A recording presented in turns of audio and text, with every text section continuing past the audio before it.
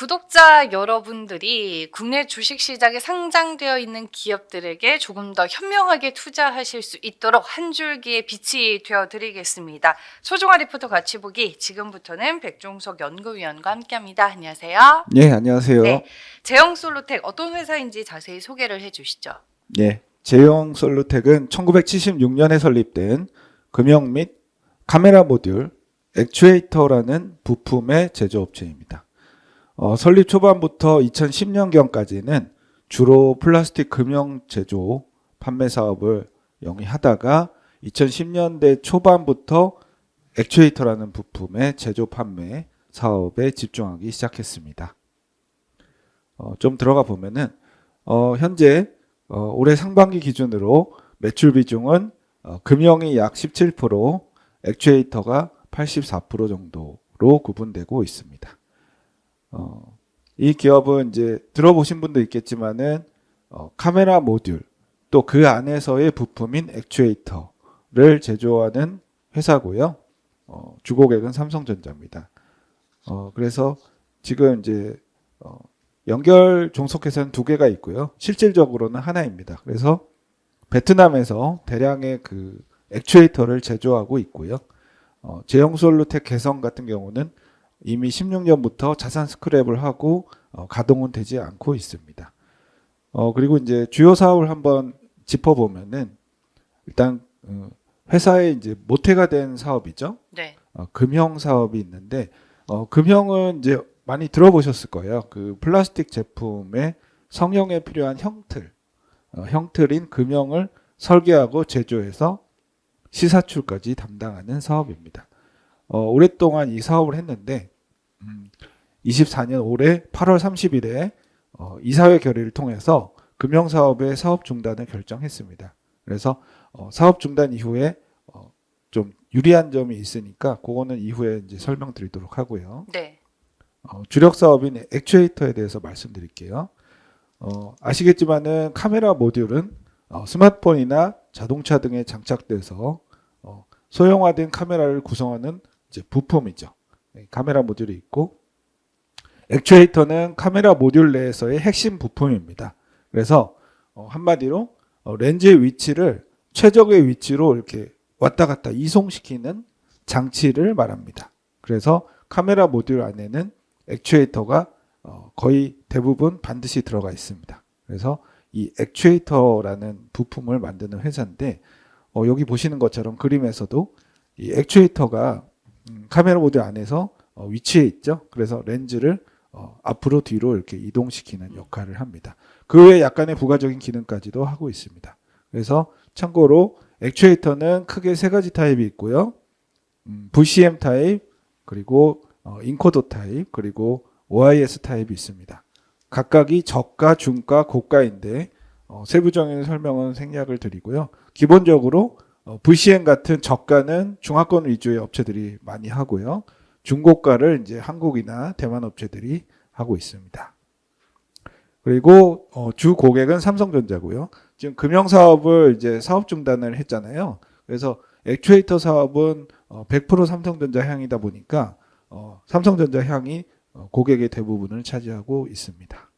네. 동사의 이제 모태 사업이라고 볼 수 있는 이제 금형 쪽은 좀 중단이 됐고 카메라 모듈용 액추에이터 제조와 판매 좀 집중을 하고 있는데 스마트폰 시장의 동향이 그래서 상당히 또 중요할 것 같습니다. 네. 어떤가요, 요즘의 분위기는? 예, 일단 3분기 동향을 보면은 네. 3분기 글로벌 스마트폰 판매량이 전년 동기 대비 4% 증가한 3억 1,600만 대를 기록했습니다.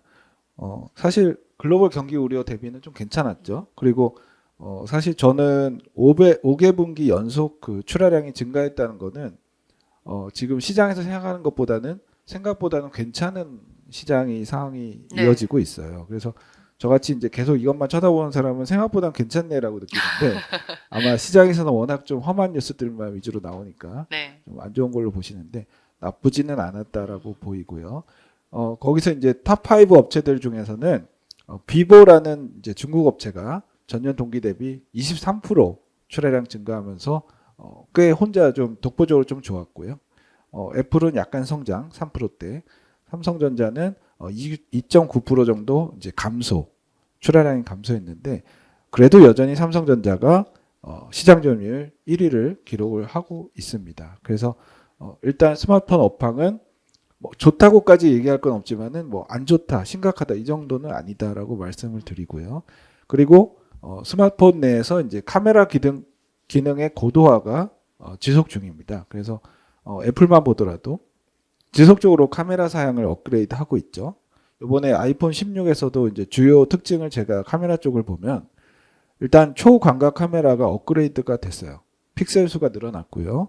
그리고 이제 세컨 카메라에서 광학줌 기능이 향상됐습니다. 그러니까 광학줌이 기존 3배에서 5배로 이렇게 향상이 됐고 기타로 비디오 촬영 스펙이나 LED 기능 같은 것도 향상이 됐습니다. 그리고 이제 아이폰에 이제 한정되긴 하지만은 카메라 컨트롤이라는 새로운 기능도 도입이 됐어요. 그래서 여기서 이제 산업에서 시사하는 바는 결국은 이제 이겁니다. 카메라 업체들뿐만 아니라 완성 업체인 이제 스마트폰 업체는 카메라 기능의 향상을 중심으로 마케팅을 해야만 합니다. 그리고 그게 실제로 먹혀왔고요. 그래서 신제품의 스펙 향상이 소비자가 크게 체감하지 않더라도 스마트폰 카메라 위주의 영업 마케팅을 전개하고 그래서 기능을 계속 고부가로 올려놓는다. 그런 마케팅 효과를 추구하는 시장 트렌드가 지속될 것이다.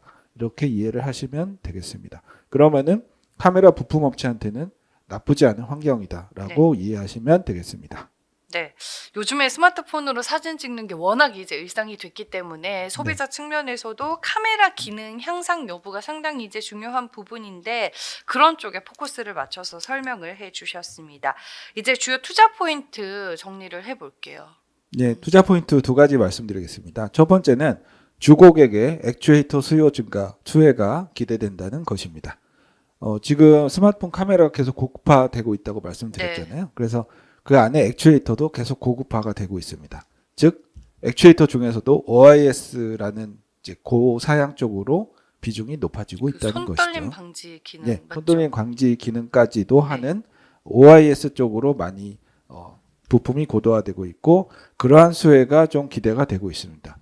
여기 표에서 보시는 것처럼 동사도 VCM도 하고 인코더도 하지만은 OIS 열심히 하고 있고 OIS 채택이 늘어나고 있다 이렇게 말씀을 드리고요. 이 회사는 이제 공장이 되게 베트남에 크게 지어놔가지고 심지어 이제 여력이 또 많습니다. 빈 공간도 있고 해가지고 준비된 업체라고 말씀을 드릴 수 있고 거기다가 25년부터 슬림한 스마트폰에 적합한 차세대 이제 스프링 타입의 OIS 액추에이터도 납품이 예정돼 있습니다. 여기 그림에 나오지만은 지금 일반적으로는 OIS가 볼 타입입니다. 그런데 이제 이 회사가 개발한 스프링 타입이 내년 모델부터 일부 납품이 될 것 같습니다. 그래서 좀 더 그 스마트폰을 슬림하게 만들기 위해서는 이런 OIS도 좀 더 높은 높이가 아닌 낮은 높이로 만들어야 되는데 거기에 유리한 제품이 되겠습니다. 그리고 두 번째 이제 투자 포인트는 금융사업의 중단으로 인한 수익성 개선입니다. 8월 30일에 금융사업을 중단하기로 이사회 결의를 했고요. 이유는 중국 등 이제 저가 업체들의 공세를 통해서 금융사업으로는 사실은 이익을 내기가 좀 어렵습니다. 그래서 수년 전부터 약간의 이제 영업적자를 낸 사업이었고요. 모태가 된 사업이었기 때문에 일단은 끌고 와 보고 있었지만은 이제 어느 정도 한계성을 느끼고 결단을 한 것입니다. 그래서 상반기 기준으로 금융사업의 매출액과 영업이익은 121억 마이너스 12억이었습니다. 그렇지만 중단을 했기 때문에 하반기 중에 마무리를 하고요. 내년부터는 금융사업이 없다. 그리고 이제 이런 측면이 있습니다. 금융사업의 인력들을 우리 이제 주력사업에 배치를 할 수도 있고요. 그리고 금융사업에 관련된 기계장치나 여러 가지 것들을 매각할 수가 있겠죠. 그래서 지금 이제 기존 금융사업을 매각하고 그 효과가 이제 신사업으로 집중을 할 생각이고 액추에이터 사업 외에도 신사업을 지금 모색하고 있습니다. 네, 말씀해 주셨다시피 이제 연간 적자를 기록하던 금융 사업을 중단하게 되면서 이제 수익성 개선을 이뤄지게 됐는데 그렇다면 올해 실적 추정치는 어떻게 볼 수 있을까요? 네. 일단 올해 반기 먼저 말씀드리고 네. 연간 전망 말씀드리겠습니다. 반기의 매출액 영업이익은 각각 730억, 66억으로 꽤 개선이 됐습니다.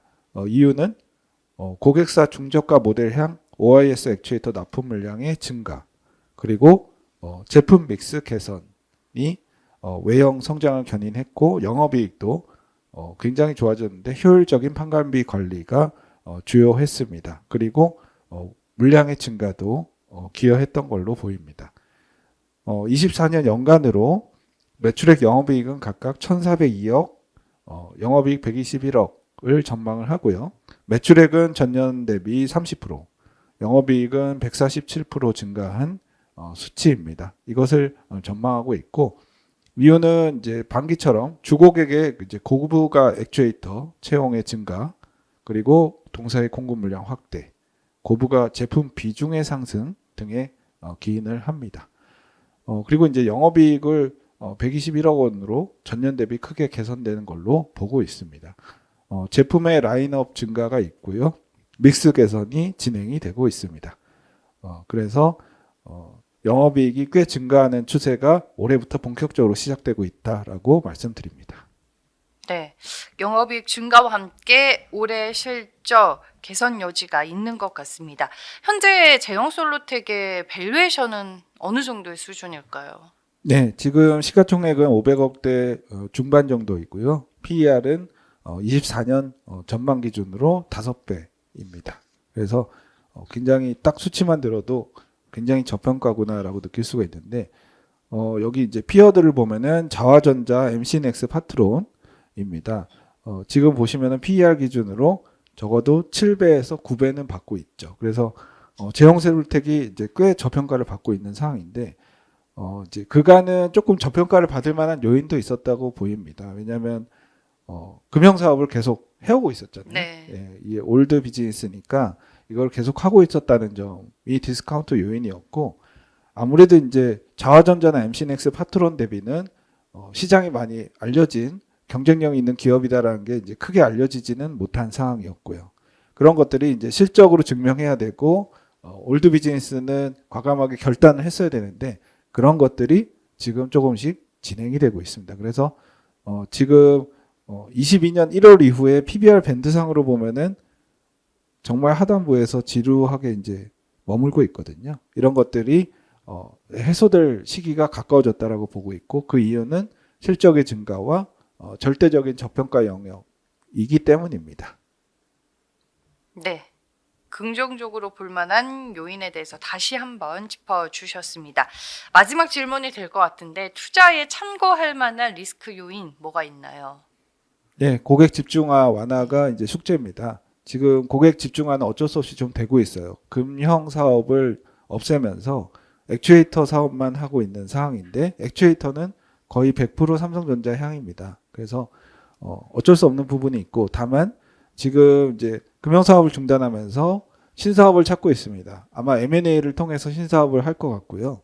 그러면은 고객의 다변화가 자연스럽게 진행될 수가 있고, 그리고 기존 액추에이터 사업에서도 삼성전자 외의 고객을 조금씩 발굴할 예정입니다. 그래서 점진적으로 고객 집중도는 완화될 것으로 보입니다. 네, 뭐 지금은 리스크 요인이 될 수 있겠지만 고객사 다변화를 꾀하고 있는 상황이기 때문에 이 부분 또한 극복 가능한 요인으로 저희가 체크를 해보면 될 것 같습니다. 제형솔루텍 기업이었고요. 지금까지 백종석 연구위원과 함께했습니다. 고맙습니다. 네, 감사합니다.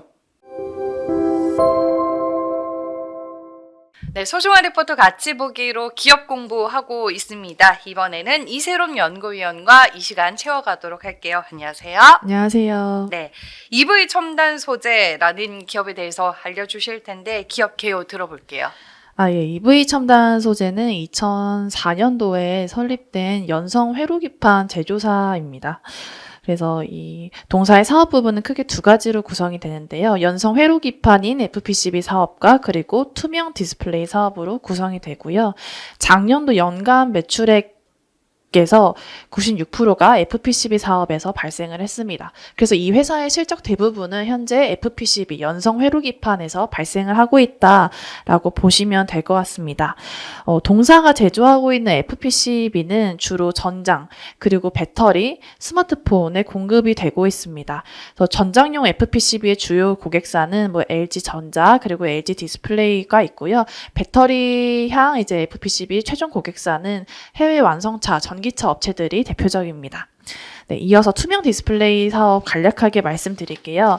이 투명 디스플레이는 빛을 투과하는 성질을 지닌 패널에 다양한 정보를 좀 디스플레이해서 마치 투명한 유리에서 다양한 정보와 사진들이 이제 확인되는 것처럼 보이게 하는 차세대 디스플레이로 주목을 받고 있는 제품입니다. 이 건물의 유리창이나 또 미디어월 형태의 5개 전시품으로 다양하게 투명 디스플레이가 지금 활용이 되고 있고요. 동사는 투명 디스플레이 제조 특허를 확보를 해서 국내와 일본 시장을 중심으로 이 사업을 영위하고 있는 상황입니다. 네. 기업의 개요에 대해서 먼저 설명을 해주셨습니다.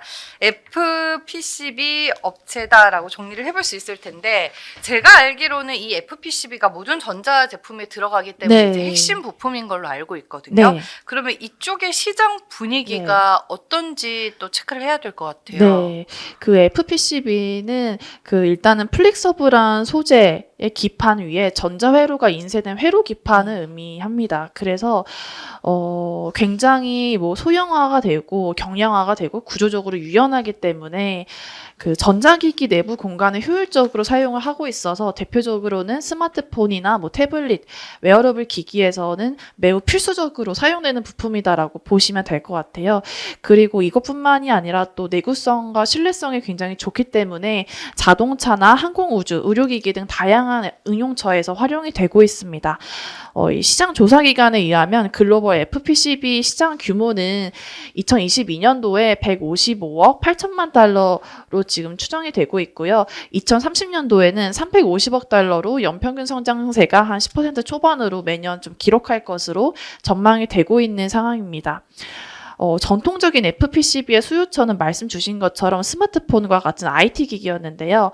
앞으로 이 글로벌 FPCB 시장 성장을 이끌 주요 산업으로는 자동차, 그리고 의료기기, 그리고 5G 통신 장비 분야로 좀 주목을 받고 있습니다. 자동차 같은 경우는 전기차와 자율주행차 시장이 최근까지 좀 급성장을 했기 때문에 차량 내에 굉장히 많은 고부가 전자제품 수요가 폭발적으로 증가를 하고 있습니다. 특히 전기차 같은 경우에는 뭐 배터리 관리 시스템이라던가 그리고 고성능 디스플레이와 같은 이제 부품들이 들어가는데 여기에는 수많은 센서들이 들어갑니다.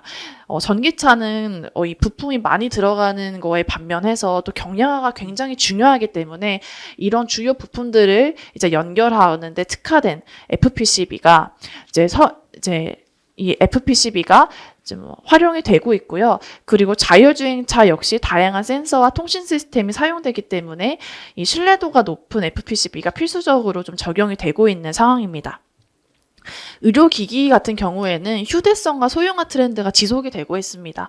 그래서 뭐 혈당 모니터링이라던가 심전도 기록을 이제는 사람들이 이제 휴대성으로 이런 의료기기들을 가지고 다니시면서 측정을 하시는데 여기에도 FPCB가 좀 사용이 되고 있고요. 그리고 5G 같은 경우에는 이 FPCB가 고주파 신호를 안정적으로 처리하는 데 특화가 되어 있기 때문에 이 5G 기술이 상용화됨에 따라서 FPCB의 수요도 더해지고 있는 상황입니다. 네, FPC가 여러 가지 이제 제품에 사용이 되고 있는 만큼 그와 관련된 시장의 동향 그리고 산업의 현황에 대해서 설명을 해주셨습니다. 투자 포인트로 삼을 만한 요인은 구체적으로 뭐가 있을까요? 네, 우선 첫 번째 투자 포인트로는 전기차 업황이 둔화됨에도 올해 동사의 배터리형 FPCB 매출액은 견조한 성장세가 좀 지속될 것으로 기대되고 있다라는 점입니다. 전기차 시장이 올해 성장이 좀 둔화되면서 캐즘 구간에 접어들었다라는 이야기가 연초 내내 지금 연초부터 계속 나오고 있고 이는 즉 전기차 판매량의 성장세가 둔화되었다는 것을 의미하는데요. 이렇기 때문에 배터리와 밸류체인 업체들의 실적 영향이 올해 좀 불가피한 상황이 이어졌습니다. 이렇게 그 동사의 전방 산업 기업의 업황이 제한적인 상황임에도 불구하고 2024년 EV 첨단 소재 같은 경우는 전기차 배터리양 FPCB 매출액은 전년 대비 24% 증가한 248억 원으로 견조한 성장세가 좀 이어질 것으로 전망이 되고 있습니다. 이 동사의 배터리양 FPCB 최종 완성차 고객사로는 폭스바겐과 GM 그리고 포드가 대표적인데요. 올해 매출 성장을 이끄는 주요 고객사는 바로 이 폭스바겐입니다. 이 폭스바겐에는 굉장히 다양한 전기 차종들이 있는데요. 동사가 거의 독점적으로 수주를 받고 있는 폭스바겐의 주요 전기 차종들과 같은 경우는 최근에 판매량이 좀 빠르게 개선이 되고 있는 흐름입니다. 그래서 이 중간 고객사인 그 국내 L사는 이 폭스바겐 바로 근처 폴란드 생산 라인을 가동을 하고 있는데 이 중간 고객사인 L사는 지금 하반기부터 가동률이 굉장히 빠르게 상승이 되고 있다고 하고요. 이 중간 고객사로 이 동사가 전량을 다 폭스바겐 향으로 납품을 하기 때문에 이 EV 첨단 소재도 하반기 전기차 배터리양 FPCB 매출액은 견조한 흐름이 유지될 것으로 기대가 되고 있습니다. 이에 더해서 독일은 2023년 연말부터 전기차 보조금을 좀 폐지를 한 바 있습니다.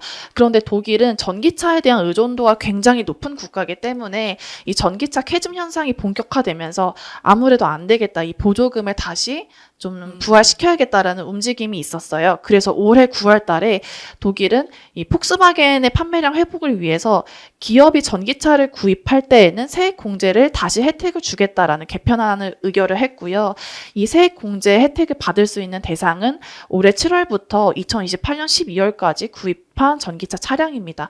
이렇게 이제 독일 정부도 폭스바겐의 판매량 회복을 위해서 좀 개편안을 의견을 하고 좀 정부적인 차원에서 도움을 주고 있기 때문에 이 폭스바겐을 주요 고객사로 두고 있는 EV 첨단 소재도 당분간은 좀 안정적인 FPCB 매출액이 유지가 될 것으로 기대가 되고 있습니다. 특히 동사의 배터리양 FPCB 고객사 중에서도 폭스바겐의 이익 기여도가 굉장히 높은 편이에요. 그래서 마진율이 높은 고객사를 중심으로 올해 견조한 매출 성장이 유지될 수 있다는 점이 동사의 주요 투자 포인트로 좀 작용할 것 같습니다. 네, 이어서 또 신규 사업 진출을 위해서 꾸준히 연구 개발을 하고 있는 점도 좀 눈여겨볼 만하다고 판단됩니다. 동사는 사업 영역 다변화를 위해서 이 초음파 센서와 삼축 지자기 센서를 개발하고 있습니다.